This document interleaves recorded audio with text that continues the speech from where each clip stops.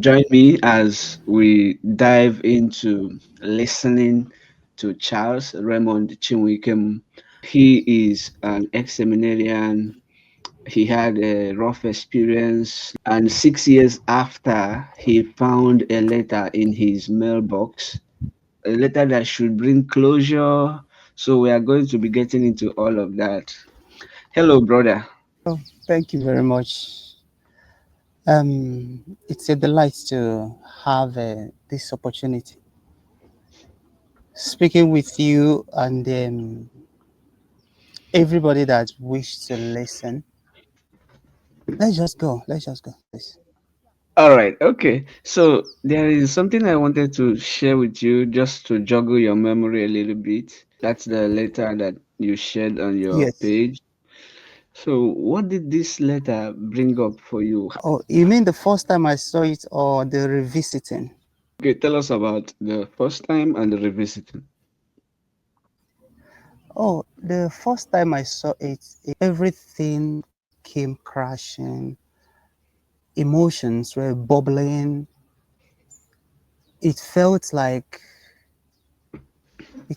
life was going out of me. You know when something you hold there, something you cherish, something you have nurtured, something you feel you have worked for, something you have slept, dreamt, prepared yourself, reserved yourself. You have put in everything. You have put in everything you think you have, or anything you can put in, or anything you are able to put in. You have you have invested, you have worked, and just someday it happens like a thief comes on and snatches it from you without even like no apology, nothing, no prior. Just how a thief does something without you knowing that it's going to happen or something like that, Yeah. or that you're going to lose that. It looked like death. Yes, it Wow. was as if something died. I don't want to really be too emotional so that I won't start tearing up. But I don't think anything like that had happened to me before that moment.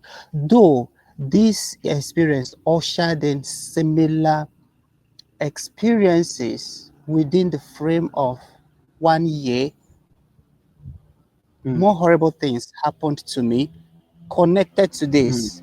But I think this was like an opening, like this opened a door to so many evil that happened to me mm. from that moment. Can we go back a little bit? Because I hear you say it was like death, like something was stolen from you. What is your story? What is your seminary journey? How did you join?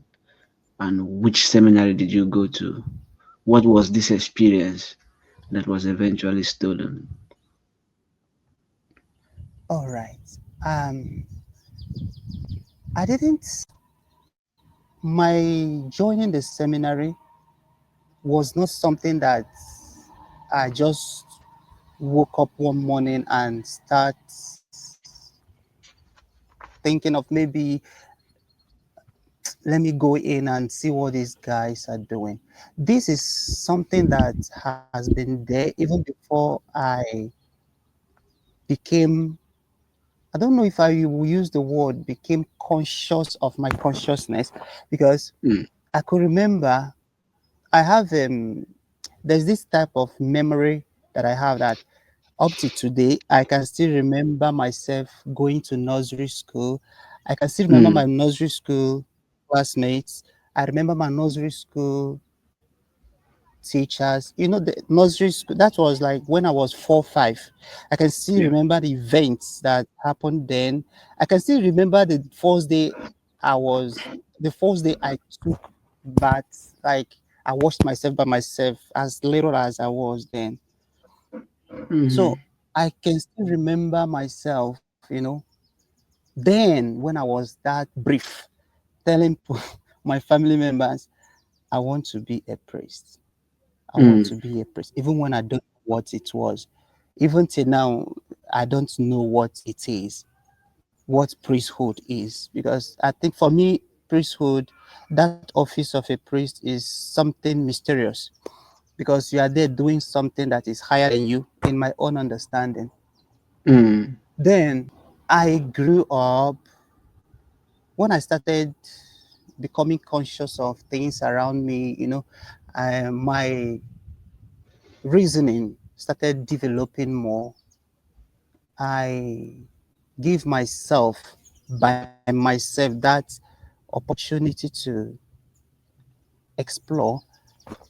Now I went to the secondary schools. I finished my secondary school. But towards ending of secondary school, like from SS1, SS2, SS3, the urge started coming again. It was consuming because now I think I know my right from my left, and this Mm. thing kept on coming, kept on pushing and pushing and pushing. Then immediately after my my WAEC SSCE examination, because I finished my secondary school in Lagos, I Mm. went to my parish priest then in St. Michael's Catholic Church, K2 there. I met him. I told him, this is what I think I want to do. And he was skeptical. What he told me was that, no, that if really this is what I want to do, it shouldn't be in Lagos. I should go back to the East. That it will be difficult for me to get admitted in Lagos or in Yoruba land. These were the two words he told me. And I felt bad about it anyways, that why can't I do it here? He said I should go back to the East, that is where I will be welcomed more or something like that. 2011, I came back to the East. I started, my father, everybody has started, when I made my intention known, they were happy about it. Everybody was ready to help. Letters were written and dispatched. I posted letters everywhere. Someday, somehow, I found myself in Claretian Institute of Philosophy, Maryland, Naked. Mm. Right there, I went there to study philosophy as a lay student, not as a seminarian. But Okay. along the line, I got hooked. I loved what I saw, their life, their spirituality, their charism, all that and all that. I was interested, and some of their priests, even some of their seminarians, approached me and were like, "Brother Charles, why don't you come? Why not? Why don't you apply? Nobody knows that you are not even a Claretian. This one and this one." I was so involved in everything they do there. During Vespers, I'm there. During morning mass, I'm there. In the choir, like I was just there. I was committed. Then, before you know it, I applied. I was admitted. Yes, and that was how it started. Then, in the formation house there, I think I'm going to be I'm going to give myself some credit. I was one of the best, if not the best, because there were so many things that I think I could do that some people, I don't know, maybe they could do that also, but they were not disposed to do it. But I myself, the way I presented myself, I was just giving out myself. I gave out the whole of me. I gave Mm. out the whole of me in service, in loving. Several times, our prefect of formation will call me and will tell me, Brother Charles, I am delighted. I am happy that you are here because your presence in this formation house has made my work easy for me. It has Mm, made it easy for me because when it comes to teaching songs, I was in choir before joining the seminary. So mm, teaching my colleagues, my classmates, hymns in the breviary, hymns in the hymn books, it was very easy for me. I was doing it without nobody asking. Even before we had functions were distributed to people, I was already doing that, you know. We will mm, gather, tomorrow is mass, come, oh, let us go and do something. And with joy, we'll gather there and do all those things. He saw all those things and he kept on commending me. And several times, even during supper or lunch, this man would call the attention of others in the presence of other formators and my fellow students.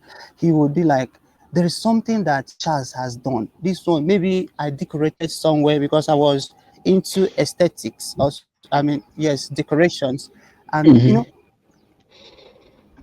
I gave out every bit of me. Nothing was left. And I wasn't mm, pretending because that is me. Every bit of me was given out. If you like, you can ask where I was working in Asaba. You can also check that.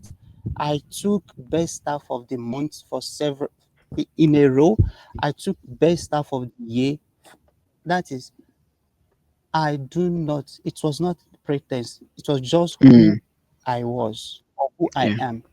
Then a day came that the two people in the council, in the congregation's council, came visiting to the to the formation house, and yeah, they called me for a private meeting.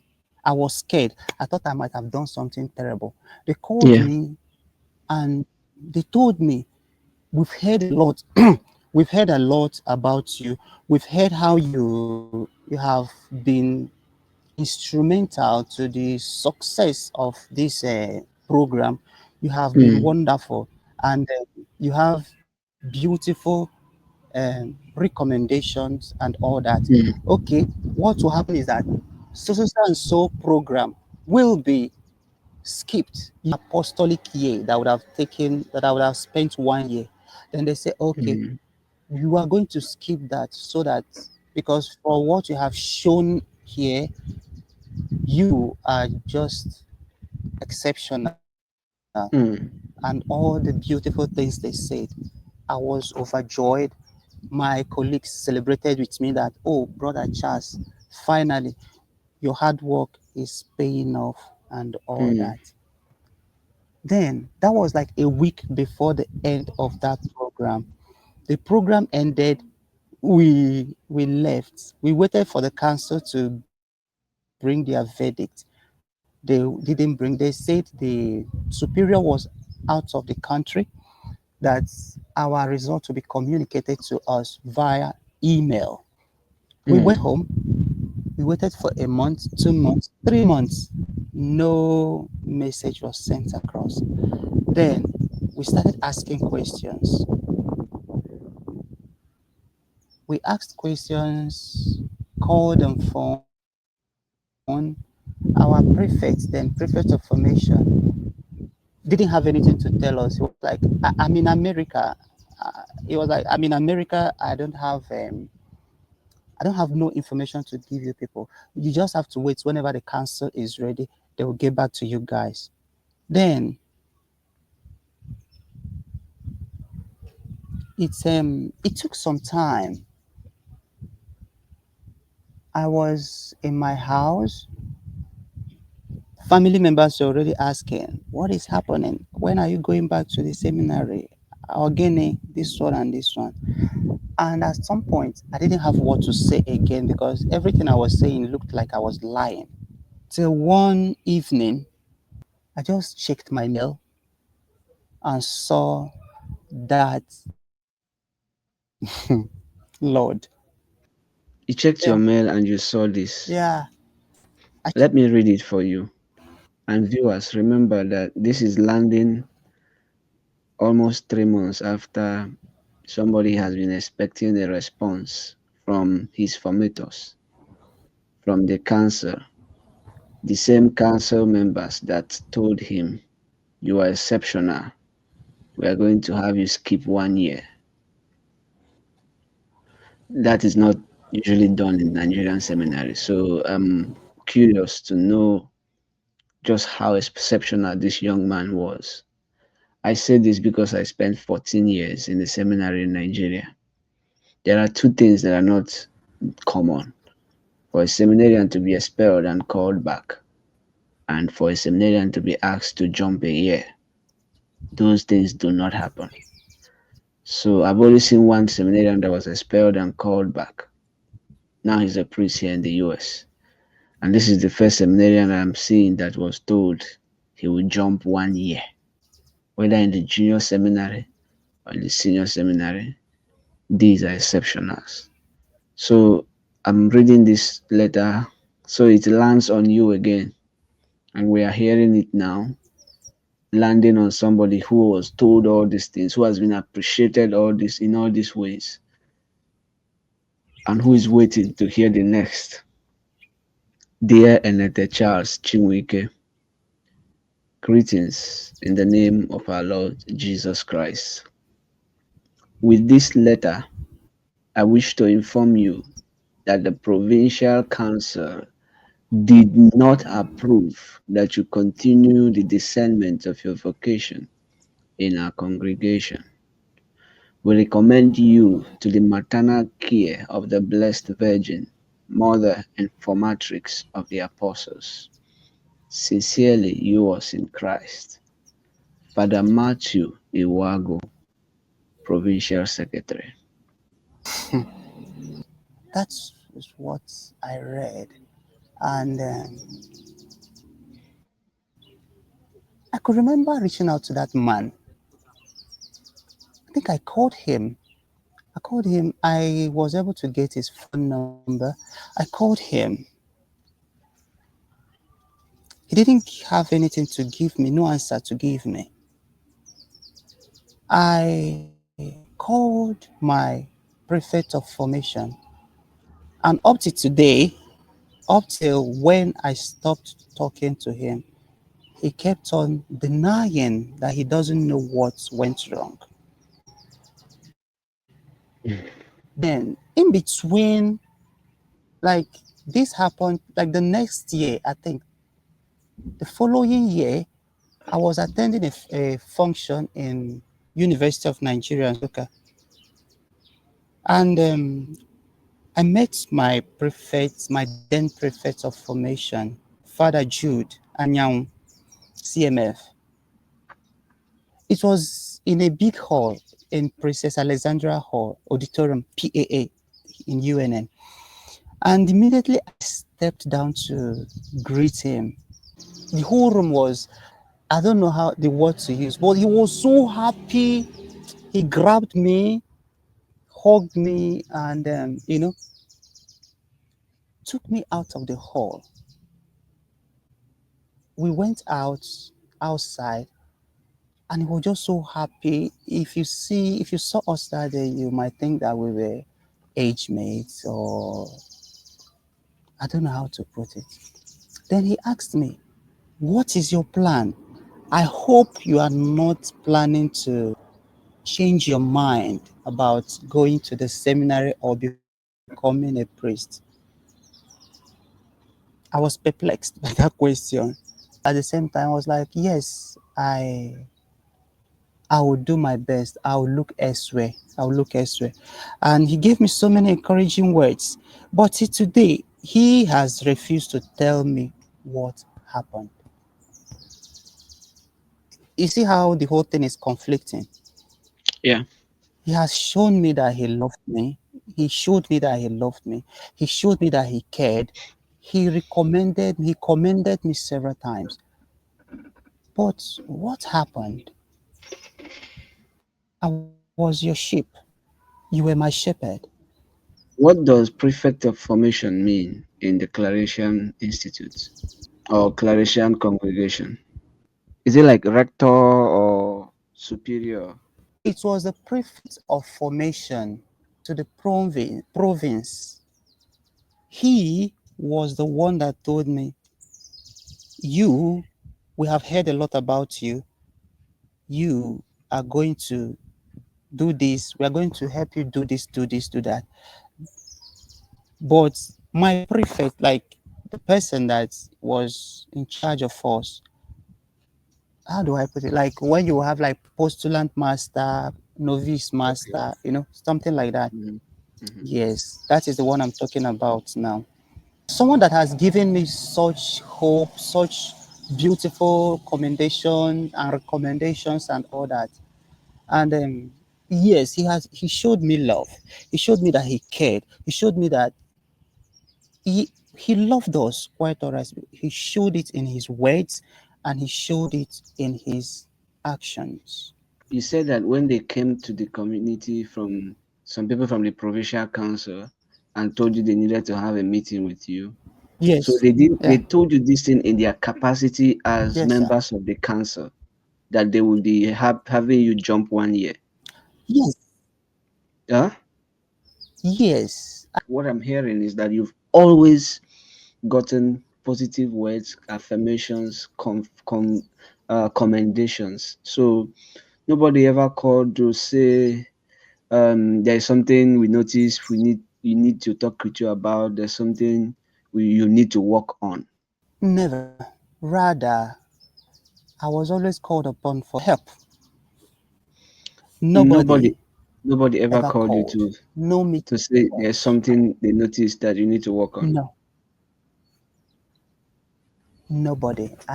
And there's nothing you think about that may be the reason for this kind of treatment against you. In my process of healing, I told myself maybe I was too good for them Hmm. because I couldn't Hmm. come up with nothing. I told myself, you were too good for them, and that's just it. Because, for instance, my colleagues, when all these things happened, some of them will call me on phone. They will gather. They will call me. They will Mm, call me like twice a day, morning and evening, morning, afternoons. It was mm, like it became a routine just to check up on me. And sometimes during the call session, you hear someone sniffing at the background. Someone will even cry. People will cry while calling during call sessions and all that and all that. And they will keep on making this statement.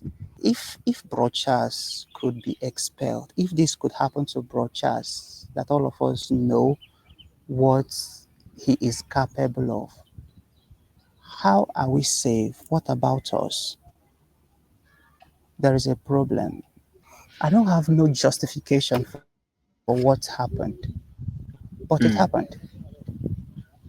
mm. That's Yeah. just it. I asked a lot of questions to know what happened. Actually, even after a year, I was still asking questions to even know, to find out if somebody might have heard something. Yeah. Those people still in the congregation, maybe there might be discussion or something. Nothing came, nothing at all. This happened 2018. Then I went I went for youth service 2019.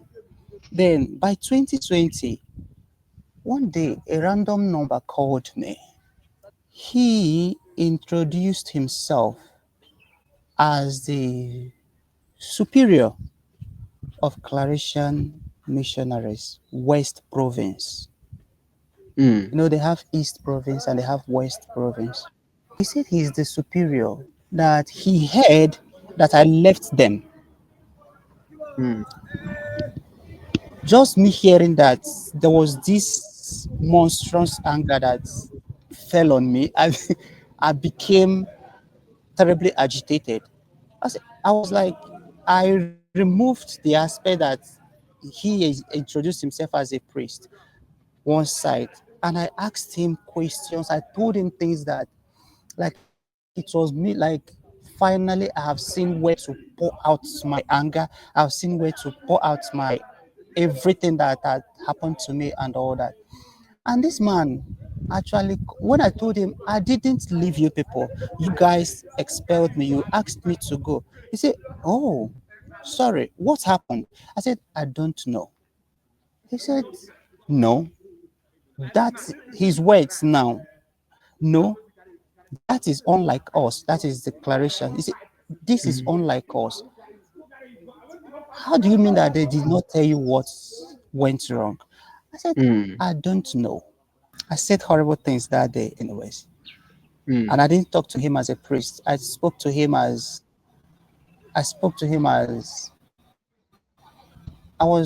wasn't careless with words though, but I know that I poured out my heart.